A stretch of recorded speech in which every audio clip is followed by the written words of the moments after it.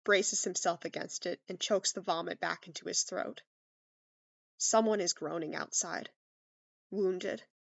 Not dead. Close. And crawling. Reeking of blood even through the slats of the door. The sound creeps up Duncan's legs like ants from a hill, biting and burning. That one thought of ants calls the demons to mind, and Duncan will open the door for no one. No one. Not until it's safe to take the books and go. He's dead if he stays, but he's ruined if he leaves without them. Emily Jackson, passenger. It is not Emily's first voyage. It is not even her second. She knows the rules quite well by now. Her husband died of earnest foolishness when he tried to help out during a storm on a trip to Spain some years ago. It is a strange comfort to think that his bones lie not far from here. And if strange comfort is the only Emily can take at the moment, she will take it, because the rules are to be followed whether they comfort her or not. There is an enemy aboard. The alarm is sounded. Emily will stay in her damned cabin and make sure Jane does too. But the sounds, God and all his angels. There is no rain, no wind, though she could swear that lightning struck not minutes ago. Screaming, ozone, the report of guns, the crackle of near fire, the thud of a body on wood and iron, all of this she expected, and awful as it is in counterpoint with the hammering of her heart, there is worse to be heard. No man screeches like that, not even a dying one. No thing wrought by the hand of God could sound so unholy. It is as if the world has torn and there's nothing on the other side. In Emily's arms, poor Jane shivers and cramps herself closer to the wall. Emily shushes her and holds on, even if every instinct she possesses is telling her to run. Then the door of the cabin slams open, and Emily's heart nearly gives out. "It's me," Abigail pants, shutting the door immediately, cutting off the inhuman shape of her skirts and wild hair in the low firelight, even as Emily and Jane's shrieks of terror still echo in the tiny room. "It's me. Forgive me." Jane wails and buries her face in Emily's chest.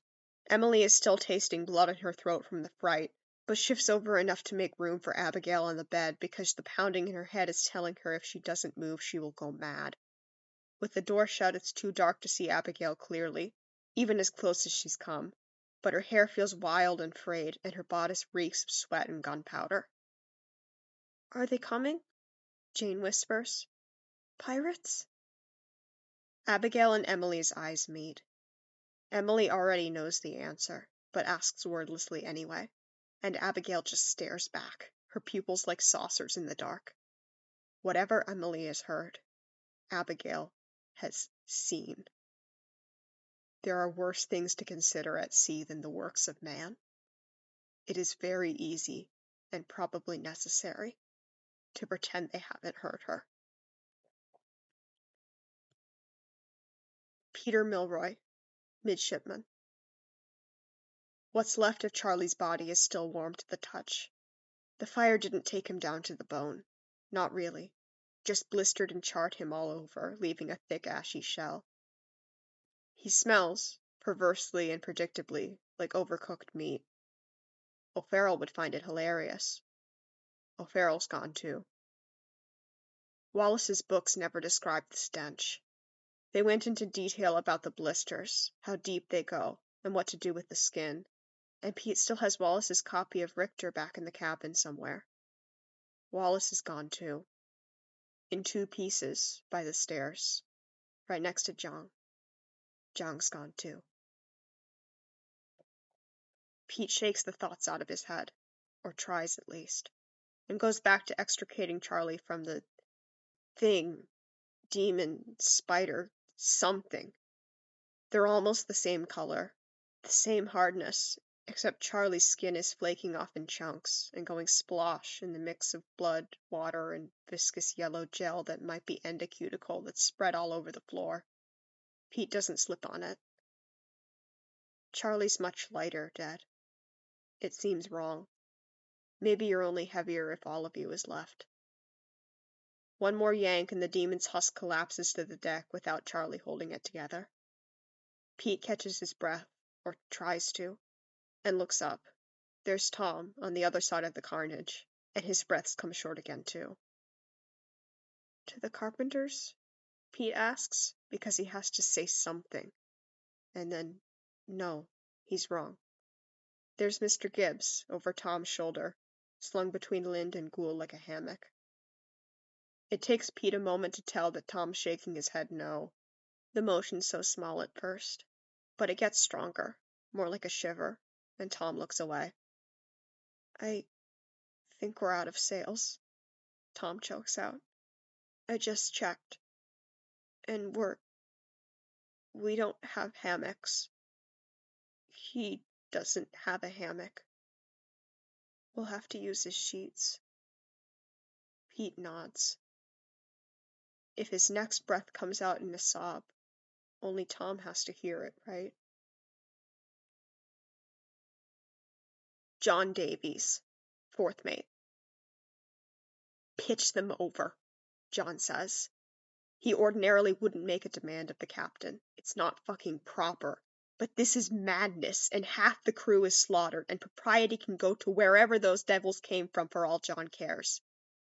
Go tell Dahl he was right, because he was, and give him his sword back in case there's more where that came from, and then pitch the blasted things over where they belong.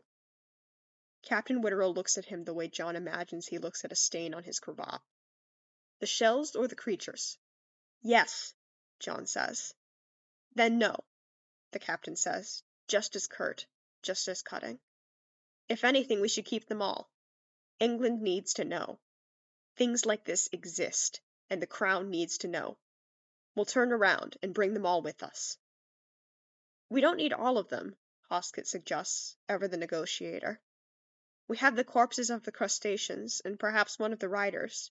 Toss the shells in the chest overboard. Nothing good has come of that. And with no Formosans to explain its workings, we might well wash our hands with the ordeal.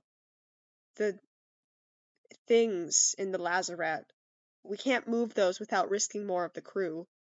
But if we incapacitate them, it may be possible. The captain barks out a laugh. And throw away the living proof of what we endured. Backwards, William. More so backward, Parrott says, gently, from his place by the door, that we should be throwing our men into the sea at the expense of creatures we're taking out of it. John looks between them. Parrott's experience cannot be overstated, and in the 2 years John has served with Witterell, he's never seen the captain outright shoot down Parrott. Hoskett, sure, they argue like brothers, but Parrott is something else. There is, John supposes, a first time for everything. They, not we, are dragging our men into the sea, the captain says. They're sirens. It's what they do. We are taking recompense for the lives they stole. A knock pierces the room like a shot, and John involuntarily clasps a hand over his heart, remembering the pop of giant carapaces not half an hour ago, the sickening thud of their spines embedding themselves in flesh. Yes? Hoskett calls to the door, because it's his quarters after all. Is Robert with you? Abigail asks from the other side. They all look to the captain. He, after a quiet moment, nods to them, and calls out, Come in, darling. The door, it seems, cannot open fast enough, and Martin and John find themselves stepping aside rather quickly as Abigail storms in, skirts wet and fire in her eyes, and plows past all three mates to bury her face in Robert's chest. We are going home, she says, muffled in his coat. Yes, he says, putting his arms around her. You can tell Mr. Dalton that yourself. It's your job, not mine. But good. The ladies are beside themselves wondering if they're next. I assure you, they're not. Good, she says again, then backs out of his embrace, before going over to Hoskett and holding him for a moment as well. And you both owe us an explanation. Says you, Hoskett chides fondly. She pulls back, rolling her eyes, then gives an uneasy smile to Martin and John on her way back out. The instant the door is shut, John whips around to the captain and levels him with an unambiguous, near mutinous glare. Pitch the shelves over, sir. Wei Li, topman. After the now highest-ranked steward unlocks the lazarette and stands aside, Wei brings in the prisoner's food. Dal is half asleep where he's chained in the corner, and it's nothing to place the plate within reach. The captain is being far too generous, and a hypocrite besides, Wei thinks. The late Formosan guard only maybe murdered someone, and they executed him, but Dal definitely murdered someone and he's alive. Even if the creatures are sloshing around in the water beneath the grates and warbling once in a while, and the gold chest, locked and empty, stands taunting on the other side of the makeshift cell, it's not the torture the captain probably thinks it is.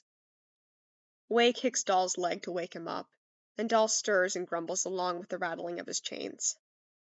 There's food, Wei says, pointing. What happened?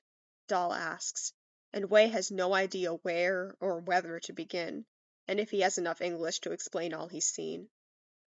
He looks at the chest, and then at the grates that hold the beasts at bay, and points from one to the other. Dal's eyes bulge as large as the potatoes on his plate.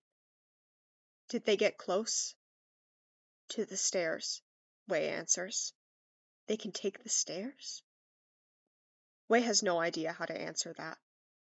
How can he explain the creatures? Crab is inadequate. Fish is wrong. Demon is closest, but he doesn't know the English for that.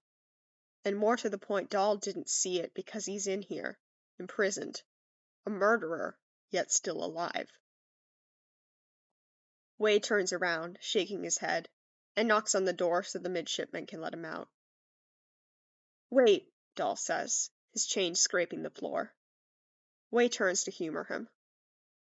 I need a fork, Dal says, gesturing to the plate.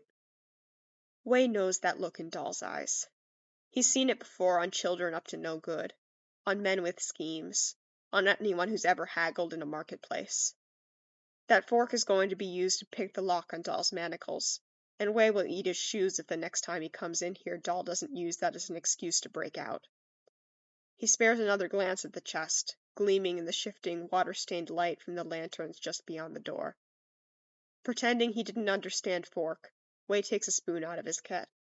He can replace it later, from Hong's or Zhang's, and tosses it in Dal's general direction. He'll make sure someone else has to bring the prisoner food next time. Roderick Anderson, steward to the third mate. Rod hasn't stopped shaking.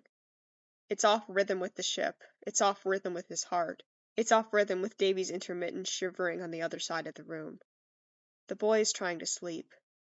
Good. If he manages it, he's made of stronger stuff than Rod at half his age. And if he isn't, he can be forgiving. But every time Rod shuts his eyes, the demons rest behind them, lightning black in the dark, husks shining in the flashing report of guns, rust-red spears and hollow tooth-yellow spikes nearly the same color as the blood and flesh they've destroyed, twisting the shapes of men into something not, something more like the beasts themselves. A gentle knock is still startling, but the voice that follows is as soothing as it can be, like the sea when there's nothing troubling it. Roderick, are you awake? Yes, sir, he says, though he projects only a little. When Davy doesn't stir at the sound, Rod decides that's less likely because he's actually managed sleep, and more likely because he'd rather keep trying. And either way, Rod is quiet on his way out of bed and out the door. Mr. Parrott is on the other side, holding a mug in either hand. His smile is strained by the weight of laden eyes, and in the near dark there's no glimmer of humor in them. But the stability, the solidity, is more welcome than anything else. Walk with me, Mr. Parrott says, passing one of the mugs into Rod's hands before he can say otherwise, as if he would. The mug is warm and lightly steaming. The light spear scent of rum wafts up from the cloudy liquid, black tea and milk. Tea, like the officers get whenever they like. I already had my ration, sir, Rod manages, flabbergasted but falling into step. Given the circumstances, I'd say no, lad, you haven't. Mr. Parrott rounds the still uprooted wreckage and heads for the stairs, and Rod follows.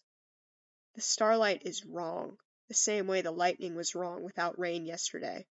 But there they are, the stars and galaxies and their reflections on the deck and in the undulating sea. With a nod at Mr. Dalton at the helm, Mr. Parrot leads him to the forecastle, and once he gets there, he brings the mug to his lips and exhales on it to cool the liquid enough to drink. Rod does the same, standing a little to the side, but still where he can see Mr. Parrot's face. "You conducted yourself well yesterday," Mr. Parrot says. "I hope you know that." Rod didn't want to think about that, and doesn't agree, but hides that troubled breath in cooling the tea and rum enough to drink. Once he's taken a sip, and God in heaven, that's good, he lowers the mug enough to say, "If you say so, sir." Mr. Parrot's hand comes down on Rod's shoulder, warm from the tea, pale in the starlight. "You stood by the passenger doors. You put yourself between them and harm. You're not a soldier, Rod, and yet you took up arms. In my eyes, that's commendable." "I wish I hadn't," Rod murmurs before he can stop himself. "Why?" "Because then I'd never have seen them," Rod thinks, and this time clamps down on it before the words come out. But the result of that is seeing the creatures over again, hearing the scrape of their claws on the deck, the unholy shrieking, the crackle of their eyes. Mr. Parrot, clearly sensing something is wrong, taps his fingers on Rod's shoulder where he's already held still. "Drink," he says gently. "At the very least it will help you sleep." Rod had almost forgotten about the tea and rum, and the scent hits him all at once again, driving the images out the best they can. He shuts his eyes and drinks, and it's a little hot still, but doesn't burn at least. Fear has a taste. Tea and rum and milk will mask it, for now. Mr. Parrot goes on. "Remind me to tell you about my service on the Shrewsbury, tomorrow perhaps," with a visible quirk of his mustache through the steam. "We limped to Jamaica with our sails in tatters and the French still raining splinters from the rigging, and I didn't sleep for a month. I saw nothing but fire from all sides, men shredded right beside me, smoke so thick that all flags looked the same, and fear never knowing from where the guns will fire. And you just faced it, so it's no wonder that it keeps you awake. Your mind must reconcile it, to prove that it was real. But your body needs rest. You faced it in the flesh. The dreams will not hurt you." Rod nods, and hisses through his teeth into the mug so that the steam curls up against his chin. "Of course, sir." "You don't have to pretend to believe me, lad," Mr. Parrot laughs. "But you do have to sleep. Come. Shrewsbury is too exciting. Let me see how much Montesquieu I remember. That always puts my grandsons to sleep." For the first time in days, Rod is startled into a laugh. When he falls into step behind Mr. Parrot, it is almost normal. Henry Brennan, seaman. Hal is binding the 5 remaining legs of the thing that killed Mr. Smith when the alarm goes up again. The others are too burned or crushed to be of any use, Dr. Evans said when he gave the order. Of use to whom, Hal didn't ask.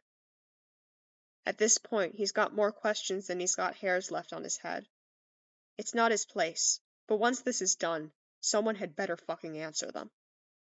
But the alarm is up, and this demon is already dead, so it's time to get to a place where he can shoot first, shoot second, and ask questions later.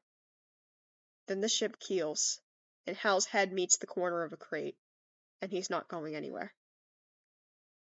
When he comes to a few minutes later, he will be the last living seaman on board, and his questions will still go unanswered. Charles Minor, boatswain's mate. When the beast takes Alfred's arm, Charles knows what he must do. He takes the beast's. It is, honestly, that simple. Unfortunately for Charles, the beast has several more. Omid Ghoul, topman. He lands well. He keeps his head when he strikes the water, and covers it when he surfaces, gasping. He is not drowned, not yet at least, and the black hull of the Obra Dinn, heaving on the waves, is still near. He casts about for any debris to hand, swimming with all his might, turban and sword long gone in the black, but he cannot care, not when his life may yet be spared by the sea. There! A log, or a resting broken beam, just above the surface, roiling with it. Omid pumps his arms and legs for all they're worth, up the wave and down it, crashing into the solidity and holding on. It is warmer than the water around it, and has a pulse. 3 beats. 4. 5. He barely has time to curse his luck before the beast seizes and drags him under. He holds what breath he can, and his eyes sting with salt, and he freezes when he cannot help but see.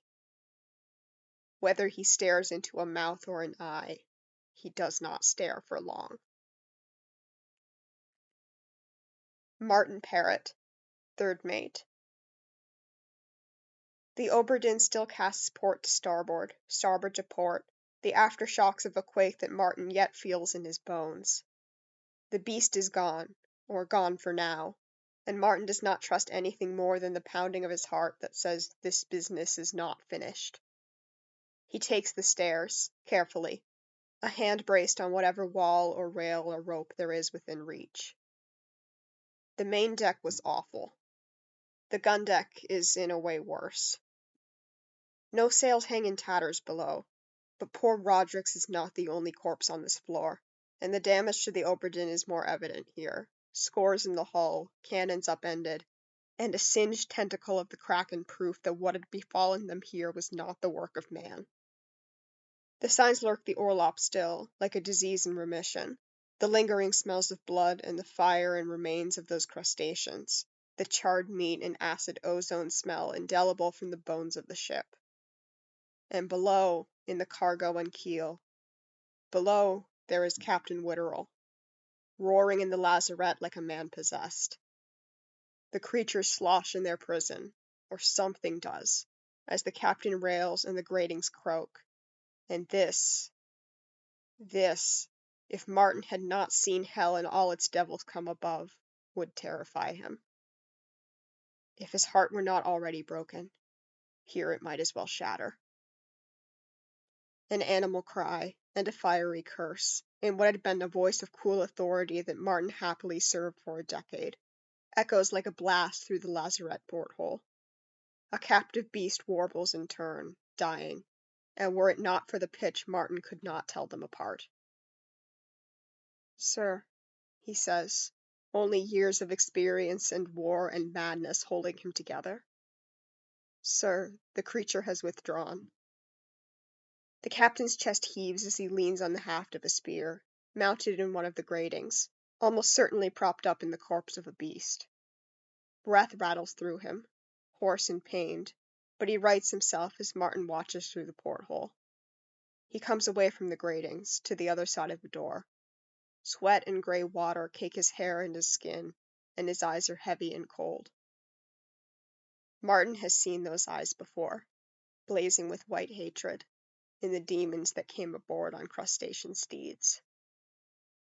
For a moment, Martin's tongue holds like wood in his throat. He cannot tell this man what happened on deck. It would kill them both. But no, Martin tells himself, breathing deep with the cant of the ship. He is no beast. He is my captain. He is a man, and deserves the care and courtesy of any man. Abigail is dead, Martin tells him. Though the ship cants side to side, Captain Witterell pitches forward and catches himself on the door, his knuckles sheet white and shivering. How? The captain croaks, too low and rough to discern its question. Martin tells him. Paul Moss, steward to the first mate. The beast doesn't shoot him or Davy, though the glint of further spikes can be seen forming, needling out of its belly and chest.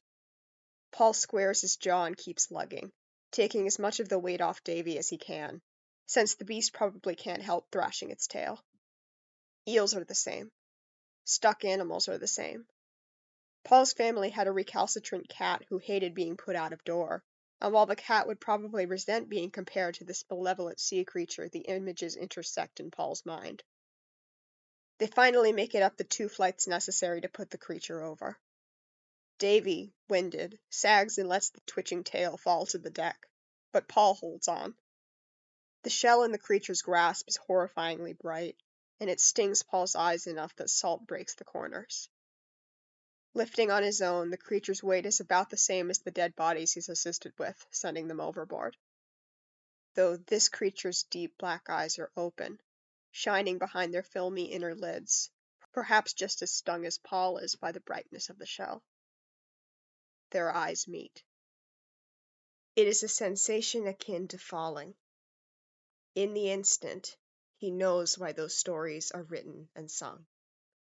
He sees pain and intelligence and life. "Forgive us," he says, and shoves her over the rail, the shell still clutched in her arms. Edward Spratt, ship's artist. Most men shit when they die. Few die when they shit. There is no such thing as a pretty corpse, but Spratt's is egregiously awful, and that Dr. Evans doesn't cover his nose and mouth when he stoops to retrieve Spratt's sketchbook is testament only to years of sights and scents more foul.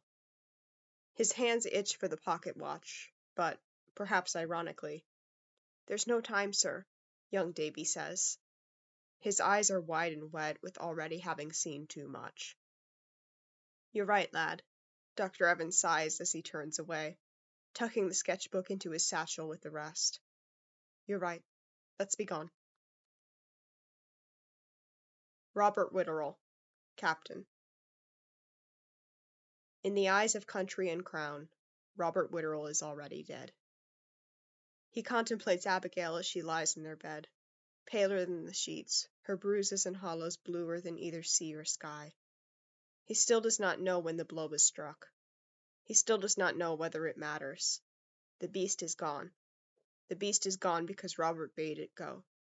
He would have lived with that, had it not taken her. He is already dead. It comes down to the matter of how. William Hoskett, first mate. It takes time and care to load a pistol. It takes no time, but a great deal of care, to draw it. But whether to draw it, and on whom, is still a choice he will not make lightly. The end.